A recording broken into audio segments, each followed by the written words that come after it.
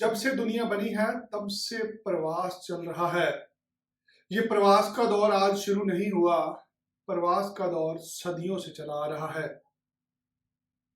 हमारे बड़े बुजुर्ग गांव से जाते थे शहर में काम करने के लिए। लोग गांव से मंडियों में जाते थे अपना माल बेचने के लिए।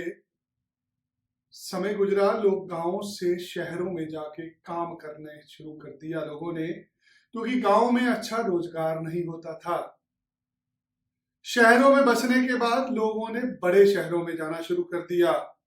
बड़े शहरों से महानगरों में जाना शुरू कर दिया। महानगर से लोगों ने विदेश में जाके काम करना शुरू कर दिया। आज विदेश में जाके काम करना सपने पूरे करने की तरह है।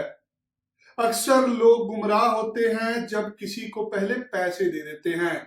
यदि आपको अपना सपना साकार करना है तो सिर्फ एक बात का ध्यान रखना है कि पूरी दुनिया में लिए जाते हैं पैसे काम होने के बाद।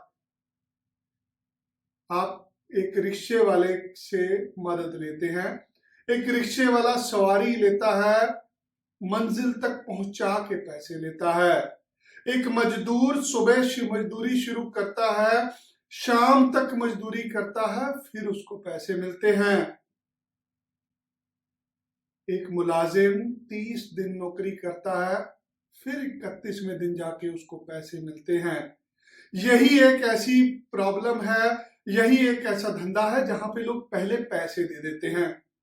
याद रखिए, अगर आपको विदेश में जाने का सपना साकार करना है, आपको एक बात का ध्यान रखना है। वो कौन सी बात है? आपको पैसे पहले नहीं देने। मुझे आज काम करते हुए 15 साल हो गए हैं। 15 साल में जो हमने सीखा है कि क्लाइंट का काम करो, किसी भूखे को पेट भरो, उसके बाद उससे पैसे ले लो। किसी बीमारी का इलाज करो, फिर उससे पैसे ले लो। किसी मुसाफिर को उसकी मंजिल तक पहुंचाओ तो उससे पैसे ले लो। लोग 2 रुपए ज्यादा देने के लिए तैयार हैं तब जब आप मंजिल तक पहुंचाओ। आप कोई भी काम करते हैं, कोई नौकरी करते हैं, कोई कारोबार करते हैं, पूरी दुनिया का एक ही असूल है, मेहनत करिए तो पैसे मिलेंगे। काम खत्म होगा तो पैसे मिलेंगे।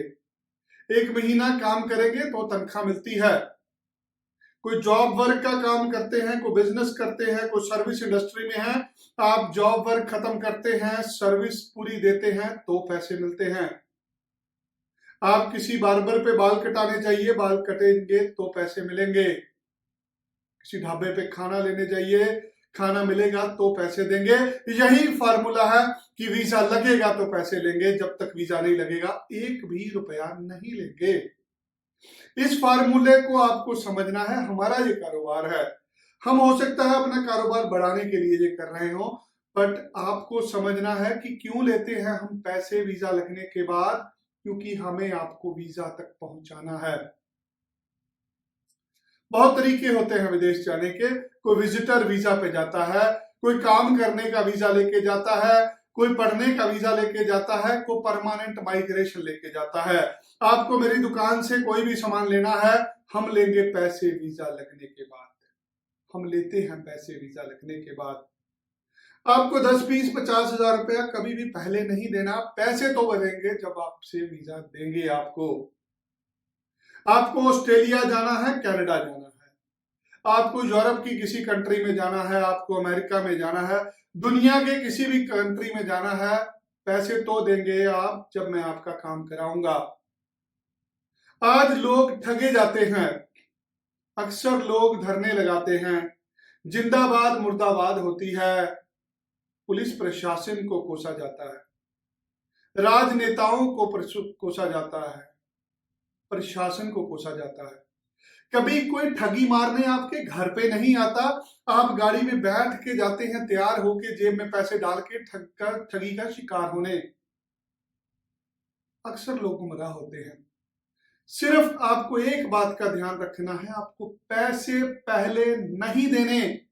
जो भी दुकान पे आपसे पैसे मांगे जाते हैं उनको बोलिए राम राम, नमस्कार करिए, उठिए, ये जगह आपके लिए नहीं है। यहाँ पे आपके साथ ठगी शुरू हो रही है। आपके दिमाग की घंटी उसी टाइम बज जानी चाहिए जब आपको कोई कहता है लाइए 10,000 रुपया रजिस्ट्रेशन कराइए, लाइए 20,000 रुपया दीजिए, ऑफर लेटर लीजिए, लाइए आपको कनाडा भेजते हैं, लाइए हमें पैसा दे दीजिए। पैसा बहुत बड़ी चीज है दोस्तों। चाहते हैं ना कि कामयाब होना है, एक भी रुपया वीजा के पहले नहीं देना, तो ही आपको कोई आपकी मंजिल तक पहुंचाएगा। सोचिए उस मुलाजिम के बारे में जिसको पता है मैं महीना काम करूंगा तो मेरे मालिक मुझे तनख्वाह देंगे, क्यों वो मुलाजिम काम नहीं करेगा? उस मजदूर के बारे में सोचिए जिसको पता है मैं 8 घंटे मजदूरी करूंगा तो मुझे पैसे मिलेंगे। उस रिक्शे वाले के बारे में सोचिए जिसने आपको रिक्शे पे बैठा लिया, उसको पता है अगर वो आपको मंजिल पे पहुंचाएगा तो ही उसको उसकी मजदूरी मिलेगी। यही फार्मूला मेरे ऊपर लागू होता है। हम भी आपसे पैसे लेंगे जब आपका बालक विदेश में जाएगा। यदि हम आपका काम नहीं करा पाए, भाई आपको कोई भी पैसा हमें नहीं देना। जब मुझे अपने काम पे यकीन नहीं है फिर मैं क्या अपनी दुकानदारी चलाऊंगा।